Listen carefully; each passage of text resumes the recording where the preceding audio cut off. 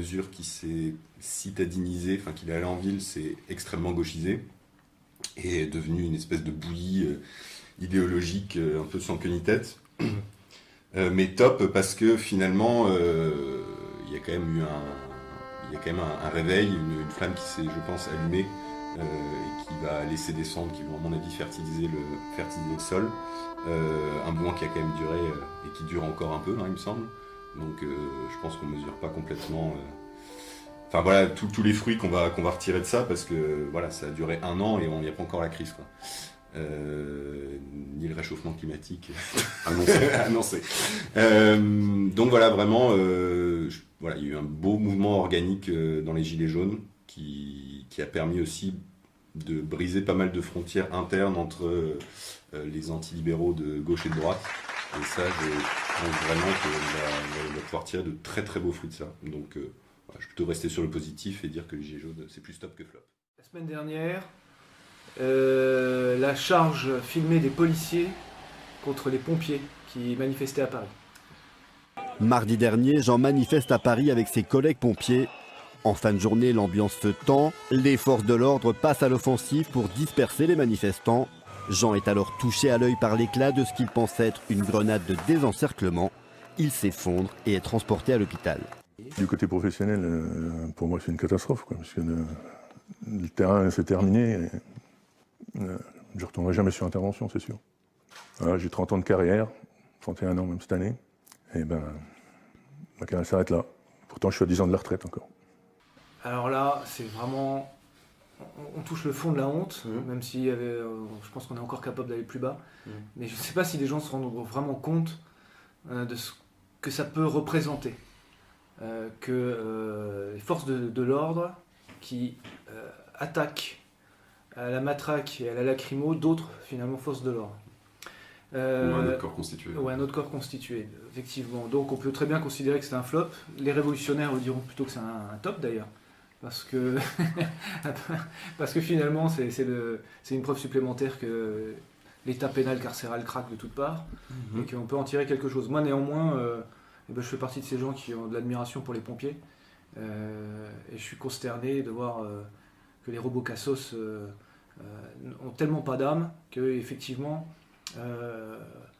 ils se jettent dessus. Non pas comme finalement pendant la Révolution française, les gardes nationaux ont fini par sympathiser avec la populace parisienne, qui avait au moins ce côté, il y avait au moins ce beau côté-là, ce côté, on va dire, c'est quelque chose de beau dans cette suite d'événements atroces que fut la Révolution. Il y a au moins ce moment-là qui était beau. Ça, on n'a pas ça. Il faut juste se rappeler quand même que l'État-providence est né justement pour essayer de pallier les carences d'une société qui était devenue le jouet des libéraux. Et que on peut critiquer l'État-providence avec tous ses excès, en particulier dans ce qu'on voit chez nos voisins scandinaves, chez nos amis scandinaves. Mais l'État-providence, il a à la fois servi les intérêts des libéraux parce qu'il leur a permis de continuer à répandre leurs idées, et en particulier à répandre leur philosophie économique et anti-politique, pour reprendre Pierre. Mais bon, en attendant, l'État-providence, il était là pour corriger les défauts. Donc quand j'entends les jeunes libéraux dire l'État, il est partout, mais mes amis, débarrassez-vous de l'État et puis vous verrez votre liberté, votre émancipation libérale, elle va vous conduire à la pire des aliénations. Vous allez vous retrouver au milieu du désert, sans rien. Alors vous aurez un très beau compte en banque, certainement, et vous en ferez quoi ? Et encore. Vous en ferez quoi, voilà. Vous en ferez quoi quand la violence sera institutionnalisée ? Partout. La violence sociale, c'est la pire, et c'est ça à quoi conduit le libéralisme anthropologique. Évidemment. Mais c'est quoi ? C'est la définition du libéralisme, c'est la liberté pour le milliardaire et le clochard de mourir de faim, c'est ça ? C'est exactement ça. C'est la société de marché, finalement. On rebondit sur le libéralisme économique, là ? Allez, on peut en faire encore une petite remarque, et après c'est Amazir qui a son sujet. Ok, comme je le disais pendant la pause à Laurent et Perceval, je voulais citer Karl Polanyi, qui est un auteur de gauche, antilibéral, un historien de l'économie, qui a écrit un ouvrage qui s'appelle La Grande Transformation, et il explique en gros la genèse du libéralisme économique, et il explique dans cet ouvrage que à partir des sociétés organiques traditionnelles européennes, le libéralisme s'est introduit au tournant du XVIIe, XVIIIe siècle en détruisant volontairement et de manière active, donc de manière antilibérale, les solidarités traditionnelles, notamment en Angleterre, la loi sur les enclosures. Bien sûr. Et une fois qu'il a liquéfié justement cette société traditionnelle organique, le libéralisme s'est retrouvé avec une société d'individus liquides avant l'heure, et par réaction à cette liquéfaction a émergé effectivement le socialisme collectiviste, qui est en fait un organicisme de substitution. Au lieu d'être spontané, comme certains auteurs libéraux vantent le modèle de l'ordre spontané, comme Friedrich Hayek, ils ont raison, mais ce qu'ils ne voient pas, c'est que c'était précisément un modèle alibéral en fait. Il était ni antilibéral ni libéral. Le modèle spontané, de l'ordre spontané, c'est le modèle traditionnel organique qui se gère tout seul. Et comme les libéraux ont délibérément détruit ce modèle-là, c'est créé par réaction un socialisme d'État. Et aujourd'hui, effectivement, on est dans un problème qui est que on a une anthropologie et une philosophie libérale, c'est-à-dire individualiste, et en même temps un étatisme socialiste dans le mauvais sens du terme, c'est-à-dire purement... oui, en fait, on est dans un communisme individualiste. C'est-à-dire que les gens ne réfléchissent qu'à ce que l'État peut leur donner. Et quelle est la contrepartie ? Normalement, ok, l'État te donne une sécurité économique, te protège économiquement, à condition que toi, tu protèges la communauté physiquement, notamment par le service militaire, à l'époque où ces choses avaient du sens. Aujourd'hui, on est dans une société où un citoyen ne donne plus rien à l'État, si ce n'est ses impôts s'il gagne trop d'argent. Donc la réaction psychologique que ça induit, c'est que les gens ont tendance à demander des aides de l'État de plus en plus et à refuser de plus en plus tout type de sacrifice personnel. On est dans une situation paradoxale avec le pire du libéralisme et le pire du socialisme. Sachant que mais l'un ne va pas sans l'autre. Bien sûr, pour transcender cette opposition, on doit être à la fois anti-collectiviste, anti-étatiste, au sens organique, et anti-libéral au sens organique aussi. Je pense que l'organicisme est la troisième voie, en fait. C'est ça la troisième voie. Tous les théoriciens de la troisième voie ont tourné autour de cette synthèse, qui n'est pas une synthèse, en fait, qui est un refus de l'un et de l'autre, du libéralisme. Le refus du théâtre. S'il y a un seul espoir dans la postmodernité qui arrive, il est là. Il y a eu l'épisode grec. Je ne céderai rien, ni aux fainéants, ni aux cyniques, ni aux extrêmes. Un peu avant, le roumain. Les Françaises et les Français détestent les réformes. Il faut dorénavant ajouter à la liste cette phrase du président de la République prononcée hier au Danemark. Ce qui est ici possible est lié à une culture, un peuple marqué par son histoire. Et ce peuple luthérien qui a vécu les transformations des dernières décennies n'est pas exactement le Gaulois réfractaire au changement, mais encore que. Coutumier du fait, donc dans ses sorties à l'étranger, on peut imaginer sans se tromper que le président aime provoquer.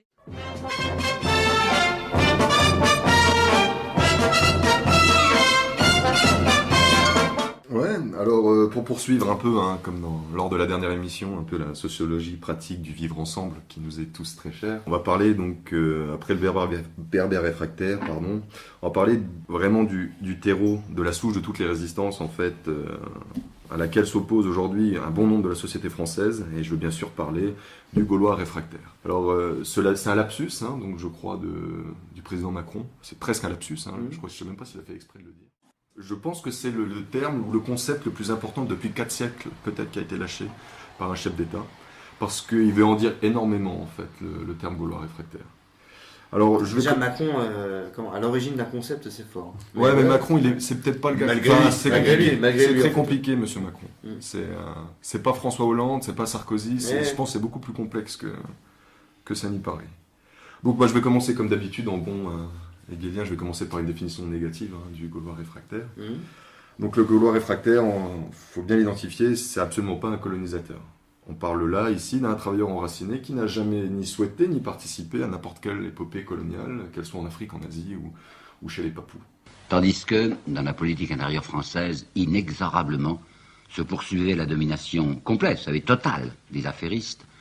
Ces mêmes puissances d'argent avaient fini par découvrir l'intérêt de ce que leur avait proposé Jules Ferry, c'est-à-dire la ruée française et mondiale, la ruée occidentale, sur les peuples sans défense afin de confisquer leurs biens. Et en vertu de cette prudence, il ne tolère absolument pas la submersion migratoire qui vient aujourd'hui en retour de ça.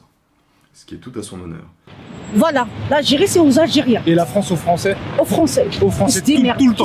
Qui se démerdent. Ouais, qui se Mais démerdent. pourquoi est-ce que vous êtes ici? C'est là.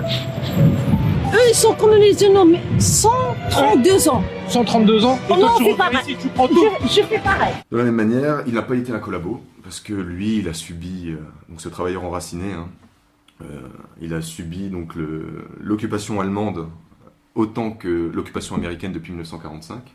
Et pour l'occupation américaine, elle dure encore, parce qu'on le voit toujours avec ce que tu décrivais tout à l'heure, Laurent, de cette dictature marchandise du dieu argent. Et enfin, il n'est pas donc le dégénéré nihiliste qu'on peut voir pulluler un peu dans surtout les villes. Je pense que les villes sont surtout le gros vivier des dégénérés nihilistes. Parce que le Gaulois réfractaire, lui, il a un modèle anthropologique qu'il veut préserver, un modèle familial, un modèle culturel, et puis on va aller plus loin, un modèle naturel en fait. Le terme déjà, pourquoi Gaulois? Alors Gaulois, je vais faire un petit rappel. Alors bien sûr, vous, participants camarades, vous êtes tous des assidus de l'histoire, mais peut-être pour certains auditeurs, il y a peut-être des choses à rappeler du fin fond de l'histoire. Les premiers écrits qu'on a sur les Gaulois, en fait, sont ceux des écrits des historiens romains, des grands conquérants victorieux historiens romains, qui identifiaient déjà les Gaulois comme les dignes fils d'Hercule, notamment par l'union qu'il avait eue lors de ses 12 travaux avec la belle et jeune Celtinée en Gaule.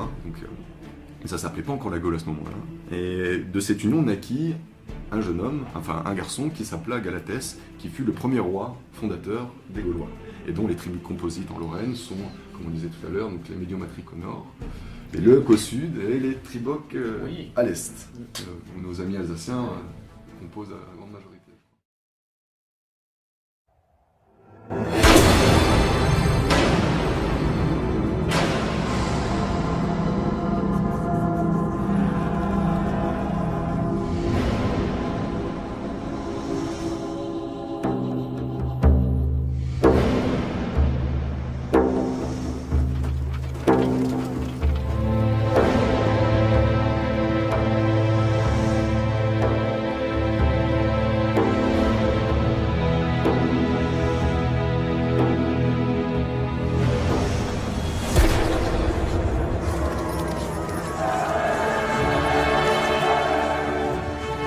Vous battre? Vous voulez vivre pour toujours? Alors suivez-moi!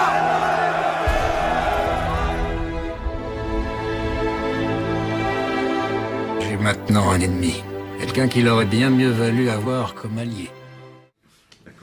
À la suite, bien sûr, donc, de la fondation du peuple gaulois vint, après la chute de l'Empire romain, donc les Francs, qui eux sont, selon l'histoire, vous informerez sur particulièrement la Franciade de M. Pierre de Ronsard, sont les dignes descendants d'Hector III et d'Andromaque, par leur fils Astinax, qui deviendra Francion, donc le fondateur et libérateur d'un peuple en Germanie, qui prendra le nom des Francs.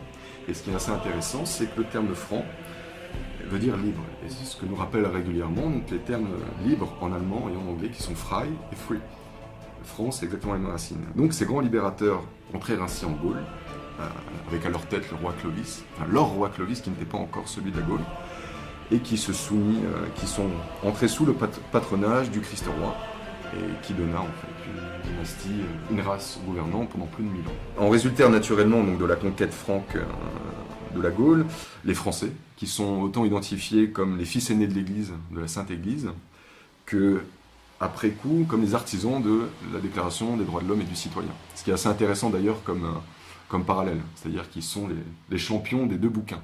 Donc, moi étant halogène et voyant ce beau parcours, il n'y a qu'une chose à dire, c'est quel peuple et quelle histoire. Ça, il est sûr qu'il y a une vitalité qui sommeille en chaque Français, de manière consciente ou inconsciente, qu'on ne retrouvera pas forcément ailleurs. Alors, j'ai pas dit que c'était le plus grand peuple de l'histoire, j'ai dit que, en tout cas, s'il y avait des grands peuples, il en faisait partie.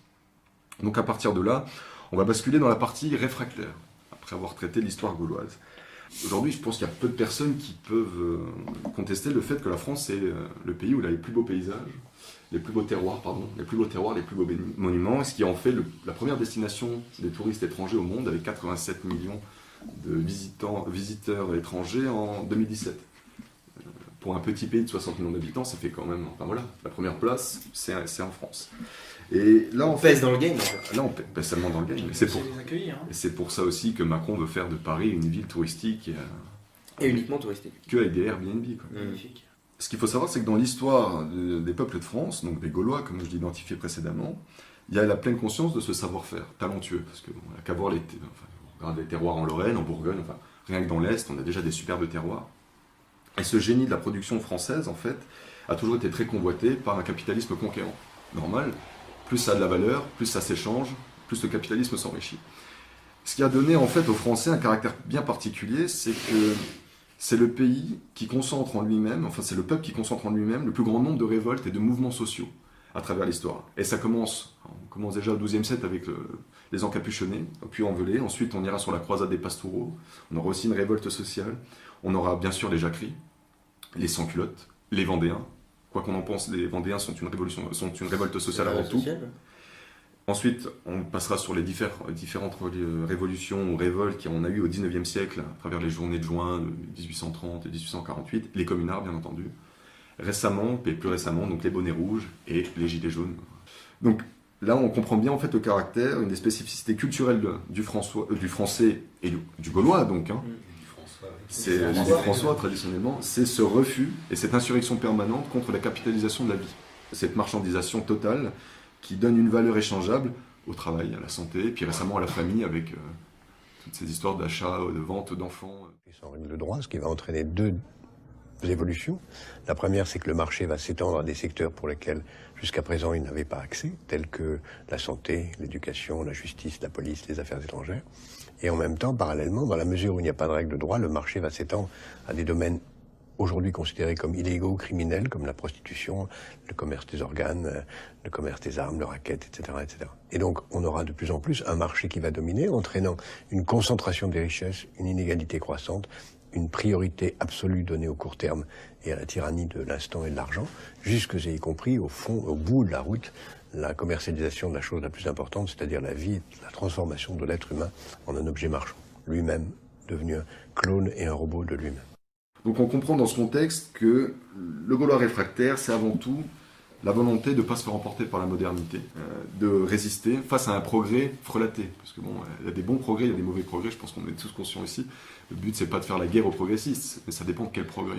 Et malgré qu'ils subissent un abrutissement de masse, parce qu'on peut dire qu'en France, on met le paquet, entre les émissions d'Hanouna et puis le dogmatisme universitaire, voilà, on peut dire que même les élites sont complètement corrompues. Il n'y a qu'à aller dans une école de commerce voir la pression qu'ils subissent, la pression culturelle. C'est une seule pensée unique, il n'y a pas de diversité au sein d'une école de commerce ou d'une fac de droit, enfin vous m'arrêterez si je me trompe. Idéologiquement, non. Voilà, on est dans la pensée unique, unilatérale, on est très loin de la Sorbonne de Paris du XIIe siècle, de Saint-Thomas d'Aquin et tout ça. Ou encore on avait des profs qui se jetaient des joutes, ou même de la philosophie des Lumières, où même les mecs des Lumières n'étaient pas spécialement d'accord entre eux, il n'y a qu'à comparer un Rousseau et un Voltaire. Ils se détestaient. Voilà, aujourd'hui on n'y est plus, on est très loin de tout ça, on est vraiment dans un système post-stalinien totalitaire. Donc le Gaulois réfractaire, il refuse tout ça, et il l'a bien prouvé sur les ronds-points, notamment avec les Gilets jaunes. C'est ça qui est assez intéressant, et je pense que les Gilets jaunes, et les ronds-points, je ne vais pas parler des centres-villes, parce que les centres-villes, en ville, il y a des gens qui vivent particulièrement en ville qu'on ne retrouvera pas dans le pays profond, et dans le pays profond, on a vraiment le Gaulois réfractaire dont je vous parle. On n'a pas de Gaulois réfractaire au centre-ville, ça n'existe pas. On va retrouver des immigrés, des bobos, mais on ne retrouvera pas de Gaulois réfractaires du pays profond.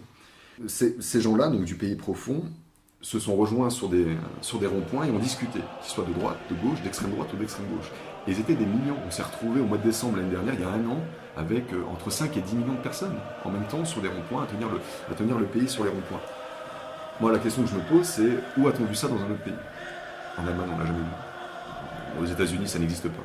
Et en Chine, ça n'existe pas. Ce qui montre bien qu'il y a une spécificité particulière de la France à s'entendre sur des révoltes ou des insurrections de ce type-là. Et donc, pour rejoindre le sujet d'aujourd'hui, donc qui était la droite, à savoir, alors, est-ce que le Gaulois réfractaire est-il de droite ou de gauche? Ben, finalement, en fait, l'histoire, et même l'histoire récente avec les Gilets jaunes, nous montre que pas forcément, en fait. Qu'est-ce que ça veut dire la droite, qu'est-ce que ça veut dire la gauche quand tout le monde est d'accord? En fait, c'est ça, pour lutter contre la bête capitaliste qu'on connaît dans la modernité. Donc, je vais finir avec une conclusion un peu anticonformiste en disant qu'en fait, le Gaulois réfractaire, c'est la race des hommes debout, finalement. Il n'y a pas de tendance politique très claire, c'est réellement un peuple qui, à travers toute son histoire, a cherché à s'insurger contre toute modification néfaste, contre tout progrès frelaté, tel que je définissais avant, au prix de se battre, au prix de mourir.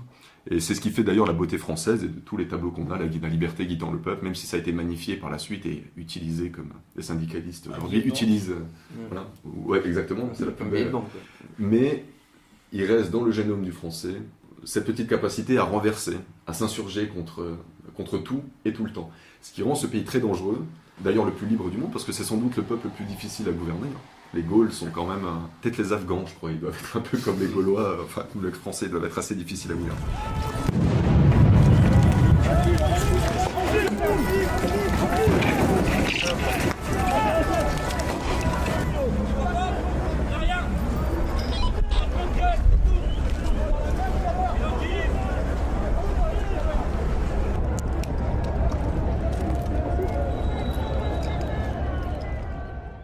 C'est un petit peu ce que tu nous expliques, c'est que finalement, là tu nous as défini le Gaulois réfractaire, mais le Gaulois réfractaire va disparaître. Si je comprends bien. Si je te suis. La situation des Gilets jaunes depuis un an prouve que non. En fait. Et c'est ça qui est très curieux et j'ai l'impression que ça déteint un peu, c'est-à-dire sur les halogènes. Parce que le problème, c'est que quand tu grandis en France, quand tu es un halogène, t'es dans le terreau en fait, t'es dans ce qu'on appellerait la chatte du diable si on était du point de vue libéral, quoi. C'est vraiment, ça bouillonne, c'est le chaudron du mal absolu, c'est le chaudron des peuples libres. Et ce qui est assez intéressant, c'est que, alors, on a déjà reçu ici à ce micro Pierre Hillard, qui définit la France et les Français comme l'Israël du Nouveau Testament, c'est-à-dire comme le peuple du Nouveau Livre. Et ce qui est marrant, c'est qu'à l'autre bout, on prend un mec comme Francis Cousin, qui est un marxiste, qui dira exactement la même chose, en disant que les Français sont au croisement de toutes les luttes sociales et de toutes les insurrections. Alors si on combine les deux, c'est assez rigolo, en fait. Parce qu'on se trouve avec la même conclusion sur le même peuple, en fait. Et j'ai l'impression que c'est ce que prouvent un peu les Gilets jaunes.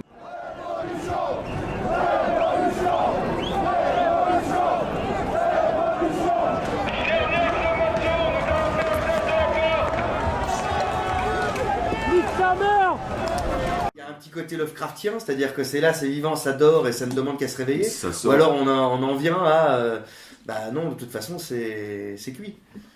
Moi, là pour le coup je vais faire mon pessimiste. Est-ce que vous pensez que... Ouais, c'est quelqu'un du flop là. Là pour le coup non. Non. Si étonnant que ça puisse paraître, là, je vais dire que non, parce que... Il y a un rayon de soleil qui traverse la pièce au moment où ça te fait une auréole et tout, putain, j'en ai compris. Mais non, mais dans la mesure où nos élites françaises et ou européennes n'arrivent pas à nous sortir de la pauvreté et surtout de la précarisation, et qu'au contraire, de par leur orthodoxie idéologique, elles nous y mènent de plus en plus vite, et bien les Gilets jaunes ne peuvent que prospérer. Exactement. Parce que, j'ai encore entendu ce matin à la radio, on est maintenant à plus de 7 millions de pauvres dans ce pays. Alors que ce soit justement des Gaulois ou que ce soit des halogènes. 7 millions. Ça y est, l'espérance de vie stagne. Voilà. Sur 60 millions de Français, ou 65, je ne sais plus exactement maintenant combien on est, c'est comme les chiens, comme les animaux, quoi. 60 millions d'amis. Donc il y a un espoir de ce côté-là, parce que la paupérisation, dans une société qui est autant vouée à la marchandise et au spectacle, donc qui ne cesse de nous bombarder d'images de richesses étalées à longueur de temps, avec une population qui, elle, y a de moins en moins accès. Ça donne le Joker. C'est peut-être pas très noble finalement comme aspiration, celle au bien-être, mais le minimum n'est même plus garanti à la majorité d'entre nous. Ce qui explique d'ailleurs aussi une grande partie ou du vote contestataire, ou de ce qu'on appelle l'abstentionnisme, ou du populisme. Le populisme, tout simplement la révolte des peuples contre leurs élites qui ont échoué lamentablement. Donc moi je considère là au contraire que c'est presque un top, parce que les Gilets jaunes, effectivement, on a bien vu que c'est devenu un gloubi-boulga, mais mais l'esprit va perdurer. Ça va pas s'arrêter là. Revenons, on n'en a plus beaucoup des Gilets jaunes depuis que c'est récupéré d'ailleurs. On en a de moins en moins. Ce qui est très bon signe. Et même si effectivement la substance de notre peuple est de plus en plus mise à mal, comme tant qu'il restera effectivement une lutte des classes qui va aller en s'exacerbant, il y aura toujours un esprit de révolte dans ce pays. Pierre. Si la question est de juger les Gilets jaunes à l'aune de l'agenda de la disparition du peuple français et surtout de sa vitalité, je vais répéter un petit peu ce que j'avais dit il y a quelques mois en pleine crise des Gilets jaunes. Malheureusement, moi je ne vois pas là beaucoup d'espoir. J'avais dit à l'époque que c'était un mouvement non pas réactionnaire mais réactionnel, qui était une réaction, je vais utiliser le mot, je vais expliquer après, mais petite bourgeoise à un déclassement. Je dis petite bourgeoise parce que c'est une révolte purement matérielle, sans horizon spirituel, ni même sans esthétique particulière. Une réaction à un déclassement parce que ce peuple français qui, depuis, on va dire, l'établissement de l'État-providence, les années 60, les années 70, ne vivait plus qu'à travers son mode de vie, donc c'est la génération des boomers, dont l'existence s'est résumée à son standing, en fait. Eh bien, puisque ce standing est en train de nous être enlevé, c'est d'ailleurs très légitime, quand un peuple ne trouve plus qu'à son existence comme raison d'être d'avoir une machine à laver, une maison secondaire. Voilà. Mais d'avoir déjà sa propre maison, c'est bien un luxe. Oui, mais justement, ce que je dis, c'est que c'est légitime qu'à la fin, on finisse par te l'enlever, même ta raison principale. Donc au final, c'est ça, que ce déclassement, il provient de cette perte de courage et de volonté de puissance. Un organisme qui ne cherche plus qu'à se perpétuer sans chercher à conquérir est en fait voué à mourir. C'est pour ça que la philosophie conservatrice, d'ailleurs, a toujours été un petit peu lamentable et pathétique, parce que se conserver juste pour se conserver, pourquoi faire ? Au final, on se dissout. Donc je pense que la révolte des Gilets jaunes a avorté. Enfin, elle n'a pas avorté, elle a donné tout ce qu'elle pouvait donner, c'est-à-dire pas grand-chose. Si on rappelle qu'il y avait deux dimensions à l'origine, c'est-à-dire d'abord la révolte économique ou sociale, et puis un petit peu de révolte identitaire qui était camouflée là-dessous et qui a essayé de s'infiltrer au début, parce que... Mais elle était là, elle était là. Des panneaux, des gens qui étaient... Elle était là, mais c'était pas le cœur de la révolte à l'origine. Mais parce que c'est pas le cœur du problème aussi. Et du coup, mais c'est-à-dire que même la révolte identitaire, c'est pas grand-chose, quoi. C'est-à-dire, non, on n'est pas content de se faire remplacer, mais d'accord, mais qu'est-ce que vous auriez voulu, vous, avant de dire ce que vous ne voulez pas ? Vous ne voulez pas être remplacé, mais pourquoi ? Quelle est votre raison d'exister ? Si vous n'avez plus de projet historique et spirituel, pour moi les deux vont de pair. Projet théologico-politique, comme aurait dit Carl Schmitt, quand on n'a plus de projet de cet ordre-là, on a juste des projets économiques. Donc la révolte des Gilets jaunes a été une révolte purement économique, qui est d'ailleurs revenue à cette pure dimension, parce qu'en fait, quand on dit que le mouvement a été gauchisé, je suis désolé, je crois qu'il y a beaucoup de gens de droite qui ont voulu y voir plus qu'il n'y avait. Il y a eu un petit frisson identitaire, mais autour des ronds-points, très vite le mot d'ordre a été on va pas développer, un peu comme Asselineau, on va pas parler de ce qui nous divise. On parle que de ce qui nous rassemble. Donc à la fin, de ce qui fâche. Donc à la fin, c'est justement ça la force d'un tel mouvement. Si on est là tout le temps pour se prendre la tête, effectivement, l'ennemi qui est bien planqué à l'Élysée, l'ennemi qui est bien planqué à l'Élysée, il ne peut que se frotter les mains. Moi, je peux comprendre que sur les ronds-points, on n'est pas là pour se disputer. Que celui qui s'arrête sur un rond-point, c'est pour le tenir. Je ne fais pas un reproche, je dis juste que à partir du moment où on ne garde que la dimension qui fait consensus, entre guillemets, on ne garde que la dimension la plus basse, puisque c'est le plus on vient de se taper 50 ans de division de toute la société française. Non, ça j'aime pas ce discours-là. Mais bien sûr que s'il faut toujours. Si on se divise, c'est parce qu'il y a des gens qui veulent trop peu, qui ont trop peu de courage. Non, si on divise, c'est parce qu'on met dans la tête des gens que la nation française n'est plus une nation, que c'est la lutte de tous contre tous, que ce sera les hétéros contre les homos, les vieux contre les jeunes, les riches contre les pauvres. C'est ça qui divise. Il y a les bonnes divisions et les mauvaises. À un moment donné, quand on appelle division le fait de mettre dans une révolte des dimensions impératives qui, à mon sens, doivent être là, sinon il n'y a rien d'autre. Refuser les divisions à ce motif-là, c'est problématique. Donc là, ce qui s'est passé avec les Gilets jaunes, c'est qu'on a en gros écarté la dimension identitaire, qui était déjà, je le dis, nécessaire mais non suffisante, pour ne garder que le ticket resto en fait. Et forcément que ça ne pouvait pas donner grand chose, donc voilà, le mouvement est allé à son terme. Le temps que tout le monde s'en rende compte, ça a pris 5 mois, et tout le monde s'est rendu compte à la fin que se battre pour un ticket resto... Moi je suis pas d'accord avec toi, je pense qu'il y a un effort considérable de la part de nos élites de dévier ce type de mouvement, comme ils l'ont toujours fait à travers toute l'histoire du peuple français. Parce qu'il faut absolument pas que... Aujourd'hui, c'est les syndicats qui ont récupéré les gilets jaunes. On le voit là, alors aux manifs là, qu'on fait. Alors je ne vais pas critiquer parce que toute lutte est bonne, mais bon, faire des manifs, ça reste quand même limité. Mais le côté de désunir tout le temps, trouver des arguments pour désunir le prolétariat français, en fait. Parce que je pense que c'est ça le fond du problème. Le fond du problème, il est économique et il est culturel, il est les deux. Les gens qui étaient sur les ronds-points. Et c'est pour ça qu'on avait des identitaires. Parce que les identitaires rééquilibraient là où il y avait... Et inversement, ça permettait à l'identitaire bourgeois de se rappeler que oui, effectivement, il y a un mec qui gagne 1 200 €. Tu vois ce que je veux dire ? C'est important. C'est ça la cohésion d'un peuple. Et c'est ça qui est dissous depuis près de 50 ans. Je pense depuis 45, parce que depuis 45, il y a beaucoup de choses qui ont changé. Je pense que là, on arrive enfin à des Français qui arrivent à discuter autrement que quand Zizou il met 2 buts. Parce que c'est aussi ça la réalité. On n'a vu que des drapeaux français sur les ronds-points. On n'a pas vu d'autres drapeaux. Ce qui montre bien le côté fédérateur qui dépasse un peu le ticket resto. Tu vois, le ticket resto, bien sûr, ça fait partie du problème. Il n'y a pas à dire. Le mec qui bosse, il a le droit de bouffer. C'est ça le ticket resto. Le ticket resto, c'est que ton employeur qui te le remet. C'est que par le travail que tu l'as. Donc tu vois, tu as toutes ces catégories qu'il faut quand même découper. Et sur les ronds-points, tu n'avais que des travailleurs. Ou des chômeurs qui sont des travailleurs en devenir. Et des retraités qui sont des travailleurs arrêtés. Moi. Et personnel. Non mais en fait, bon, je pense qu'il y a moyen d'unir votre discours. Toi, tu vois beaucoup sous le prisme négatif. Et toi, peut-être un peu plus sous le prisme positif. Historique. Toi, tu vois plus le côté un peu bassement matériel. Je pense que le déclencheur, tu as raison, c'est ça. La goutte d'essence. C'est le déclencheur, il est économique. Après, il faut quand même voir que justement, de ce truc-là, des gens veulent remonter à la cause de la cause. Et moi, j'en connais quand même pas mal. Et puis beaucoup de jeunes qui sont rentrés dans ce mouvement se posent la question, et se posent la question identitaire, etc. Et donc...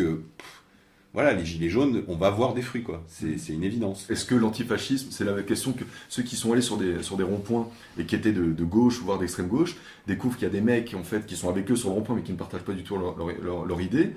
Mais le fait de se bouger sur un rond-point, déjà, c'est montrer qu'on s'implique, c'est montrer, déjà dessiner le vrai problème. Quand tu te rends compte qu'à côté de toi, tu as un mec qu'on te vend comme un fasciste et que tu as été nourri à l'antifascisme et que tu te rends compte en fait c'est de la flûte, c'est un pas considérable. C'est clair.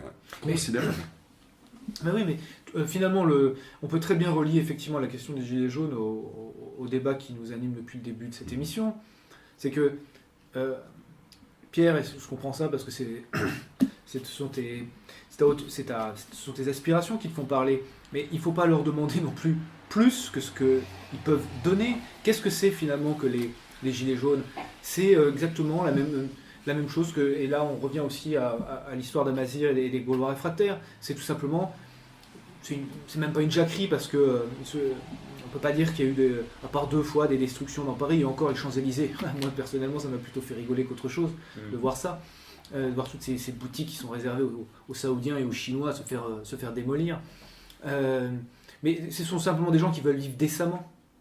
Et effectivement, que ce soit chômeurs ou travailleurs, ce sont des gens qui veulent vivre honnêtement, décemment, qui veulent élever leurs enfants. Alors peut-être qu'effectivement, ils passent leur vie devant la télé, mais c'est aussi comme ça que notre société les a façonnés, ces gens-là. Alors peut-être qu'effectivement, ils rêvent d'avoir une bagnole avec un plus gros moteur que celui qu'ils ont, mais peu importe, le fait est que ce sont tout simplement des gens qui veulent vivre de leur travail, honnêtement. Et nous autour de cette table, et c'est dans ça qu'aussi on revient toujours au problème du concept de droite, c'est que nous sommes... des gens qui avons un peu le temps pour réfléchir et la prétention de penser par nous-mêmes. Moi, je suis allé voir les ronds-points à Pont-à-Mousson. Et ben oui, c'était des ambulanciers, c'était des routiers, c'était une fédération de motards, c'était des gens qui n'ont pas le temps ou qui n'ont pas la formation intellectuelle nécessaire pour effectivement se poser toutes les questions que nous on se pose, ou toutes les questions avec lesquelles on se branle, parce que parfois aussi on peut dire ça de nous. On est quand même des gros branleurs de nouilles, avec notre métapo, notre métaphysique, et puis voilà, et puis essayer de définir ce qu'est la droite idéale, et parler de libéralisme en permanence, alors que oui, les Gilets jaunes, ils n'ont pas tous ces problèmes-là, et la plupart des gens ne se posent pas ce genre de questions. Du coup, là, on parle de qu'est-ce qui unit, qu'est-ce qui divise, etc.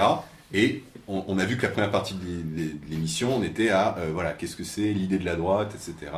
Je trouve que c'est intéressant que tu parles du Gaulois réfractaire, parce que finalement, il y a un côté presque génome, inconscient, etc.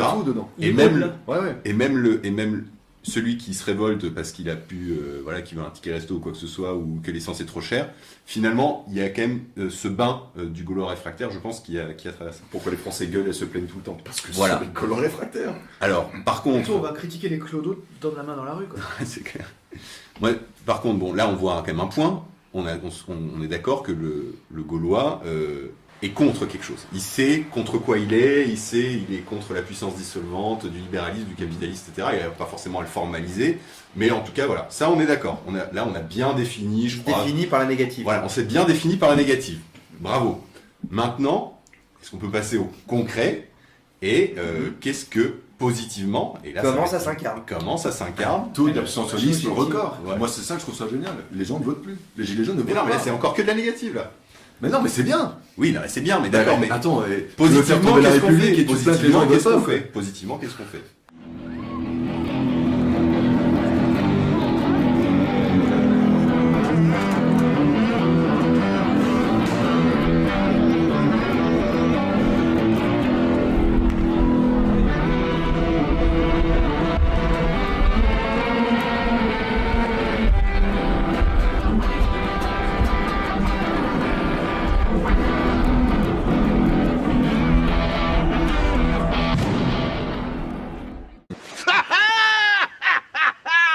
Tu vas voir ce qu'ils vont dire, tes Gaulois! À l'abordage! Partout acquis!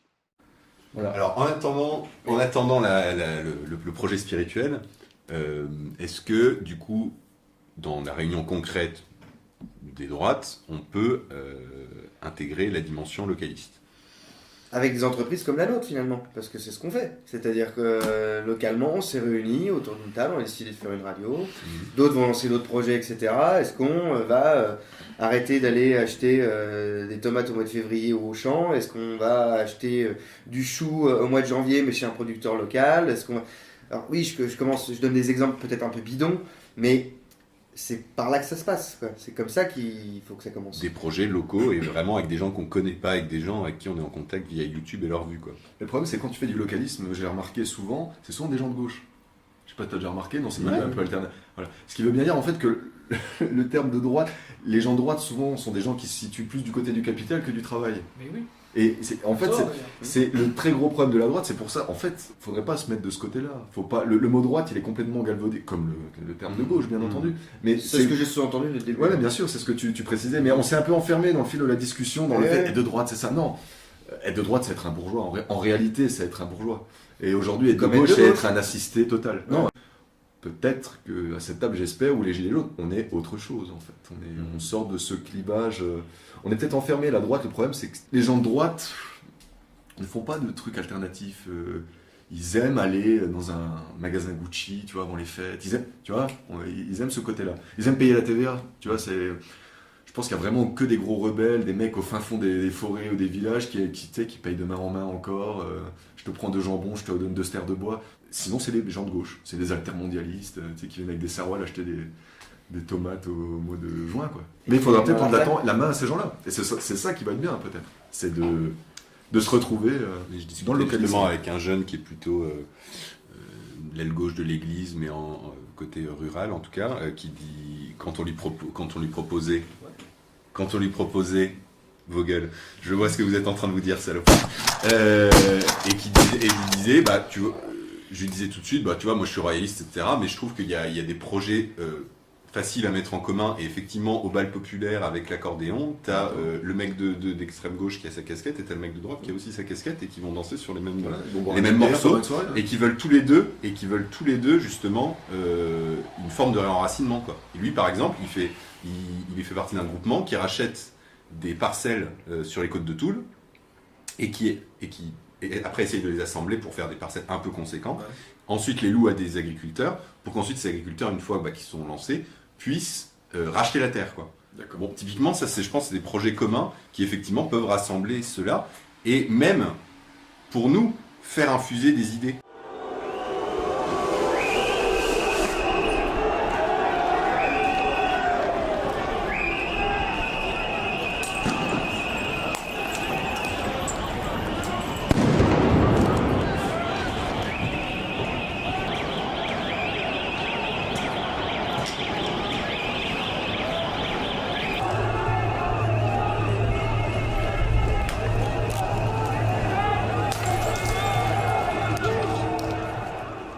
que les idées, elles viennent pas d'au-dessus. C'est pour ça que je suis pas d'accord avec mon camarade Pierre ici présent. C'est que le principe de se dire les idées viennent du dessus, je pense qu'on fait que de se tromper. C'est comme ça qu'on rentre dans du dogmatisme. C'est que les idées viennent du réel. Elles viennent toujours du réel. Et les gilets jaunes, c'est ce que ça nous Alors je crois qu'on s'est mal compris parce que c'est exactement ce que je dis. Non, parce que tu parlais, il n'y avait pas d'ordre, il n'y avait pas d'organisation, il n'y avait pas. Non, mais ça viendra. Ça dépend juste de la pression que va exercer le capitalisme. Alors je me suis mal fait comprendre. Je pense pas que ça viendra d'en haut et que ça peut venir du haut. Si ça vient du haut, déjà c'est très douteux. C'est déjà, ça. Il faut s'en méfier. C'est ça. Ce que je déplore, c'est que pour moi c'est à l'intérieur. Pour moi ça vient. Si quelque chose viendra, ça vient de l'intérieur, de chaque individualité.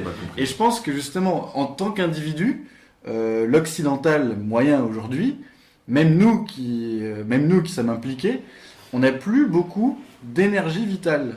De réelle énergie vitale. Donc on est plus dans la survie, même dans les réflexions qu'on a, c'est intéressant, tu vois, que dans la réelle construction. Ceci étant, je pense qu'effectivement, puisqu'on doit renoncer à l'idée de proposer un grand projet politique, parce que ça fera flop, nous, effectivement, on est plutôt, de fait, aujourd'hui dans une démarche de sanctuaire et de revenir à une communauté, c'est-à-dire de sortir de la société liquide et atomisée. Donc, effectivement, ça, c'est pas une solution politique, mais c'est une solution métapolitique ou de survie. Refaire communauté, sortir de l'atomisation, de l'anonymat et de la dépression qu'induit le mode de vie urbain, ou pire, mégalopolitain. Je pense que ça ne peut être peut-être que positif. Mais de là, vous voyez, ce que j'ai pas envie, c'est qu'on croit qu'en disant ça, on va très vite repasser on a fait recommunauté, et dans 20 ans, ça y est, on reprend le pouvoir et c'est reparti. Non, à mon avis, ça va être très long. Ça prend les recommunautés n'est pas l'histoire magique. française prouve que non. Ça bouge pas comme ça. C'est juste que tu mets des effets cliqués. D'accord, c'est ça, je pense que c'est ça. Mais du coup, voilà, je pense qu'on peut travailler aujourd'hui pour dans 50 ans, voire dans 100 ans, voire 200. Et que, avant de se poser la question qu'est-ce qu'on veut construire ensemble, est-ce qu'on n'est pas déjà en train de se dire qu'est-ce qu'on veut détruire comment on va gérer la chute en fait? Parce que c'est ça en fait, c'est comme tu dis, on est dans la survie, c'est d'abord comment on gère la chute avant de se dire qu'est-ce qu'on détruit. Parce que pour gérer la chute, il faudra bien s'affranchir de certaines choses. Mais il va se détruire tout seul, le système dysfonctionnel. Le système, il va se détruire pour une grande partie tout seul. Il va retomber sur lui-même. Donc à un moment donné, je pense que ce qui unit droite, gauche, où on sépare juste le camp des illibéraux, grosso modo, ça va être d'abord comment concrètement on gère la chute. Et ça va passer par des trucs effectivement concrets de comment on bouffe, comment on garde nos enfants, comment il y a de la solidarité qui se recrée.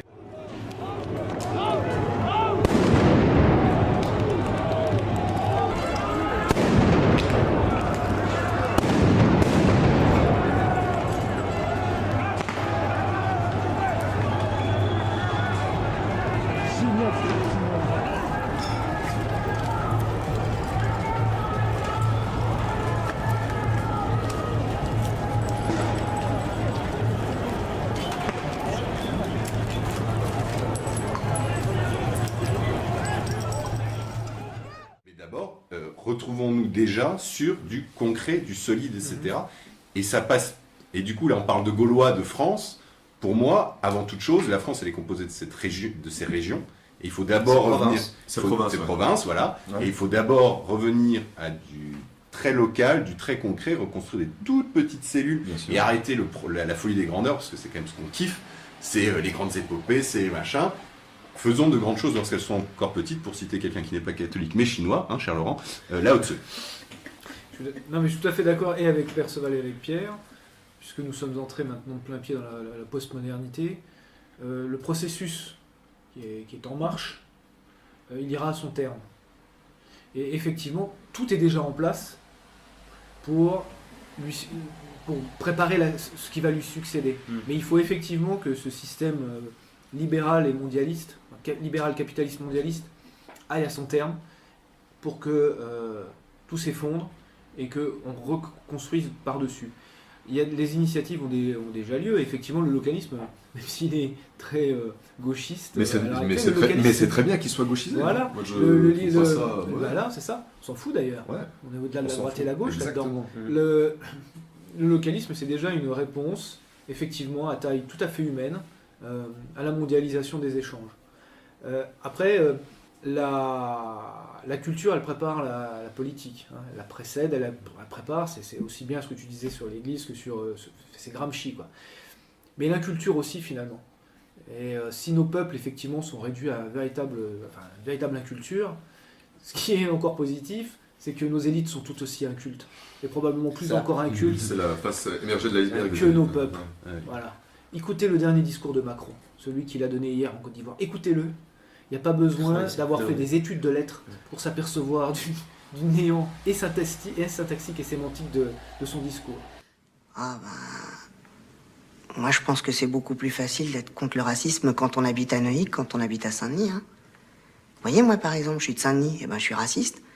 Et vous par exemple, vous habitez cette maison et vous n'êtes pas raciste, voyez? Franchement, Michou, vous vous considérez comme raciste? Ah oui, franchement oui. Moi les étrangers je vis avec, alors je peux pas les saquer, voyez. Ils foutent rien, ils sont sales, ils nous piquent nos bagnoles, on leur file des appartements en priorité sur les Français, ils gagnent plus de fric que nous avec toutes les allocations qu'ils ont. Dans les écoles, nos mômes n'apprennent plus rien parce qu'il y a 70% d'enfants étrangers qui parlent pas un mot de français. Ils nous font chier avec leur foulard et encore faudrait qu'on paye pour leur construire des mosquées, alors vous avez qu'à voir. Mais enfin, qu'est-ce que vous faites du droit à la différence, de la tolérance, de l'idéal de terre d'accueil de la France? Je sais pas ce que j'en fais de ça, moi. J'en sais rien. Mais c'est très mal d'être raciste, ça ne se fait pas, c'est immoral. Ah bah oui, mais on se refait pas, hein. Mais alors, vous votez Le Pen? Ah non, moi je vote pas, moi. J'ai pas de domicile. Non, justement, parce que ça fait 5 ans que mon frère a demandé un 3 pièces, mais comme son fils est mort, on lui a refusé. Et alors du coup, moi j'ai pas de domicile parce que sa femme, elle a un cancer. Et quand à l'hôpital, ils l'ont renvoyée vu qu'elle était en phase terminale. Oui, bon, enfin d'accord, mais si vous votiez, vous voteriez Le Pen? Mais tous les Arabes que je connais à Saint-Denis sont dans les 4, 5 ou 6 pièces, hein. Ils ont beaucoup d'enfants, c'est forcé. Mais ce que vous ne comprenez pas, c'est que ça n'arrange en rien vos problèmes personnels d'être raciste. Ah bah oui, mais moi ce que je comprends, c'est que les 3 quarts de la planète, ils sont dans la merde. Alors ils essayent tous de se radiner là où c'est moins la merde, hein, c'est-à-dire chez nous. Et puis là, faut bien que quelqu'un se pousse pour leur faire de la place et leur filer à bouffer, ça c'est sûr. Je ne vous fais pas dire. Ah oui, mais jusqu'à présent, ceux qui se sont poussés pour leur faire de la place, c'est les mecs de Saint-Denis, hein, c'est pour les mecs de Neuilly. Et puis les mecs de Saint-Denis, en plus, faut qu'ils se poussent mais en gardant le sourire, hein, parce que sinon c'est immoral, vous voyez. Dites-moi, Michou, vous ne seriez pas un petit peu communiste? Ah non, je suis pas communiste. Sinon, il y a longtemps que je l'aurais eu, mon appartement, et mon frère aussi. En tout cas, je constate, mais je le savais à l'avance, que on n'a pas réussi à définir à droite, et c'est tant mieux, parce que de toute façon, c'est pas... on l'emmerde. On l'emmerde autant que la gauche. Voilà, exactement. Et elle nous emmerde aussi, remarquez. Mais malheureusement, ils nous le rendent bien.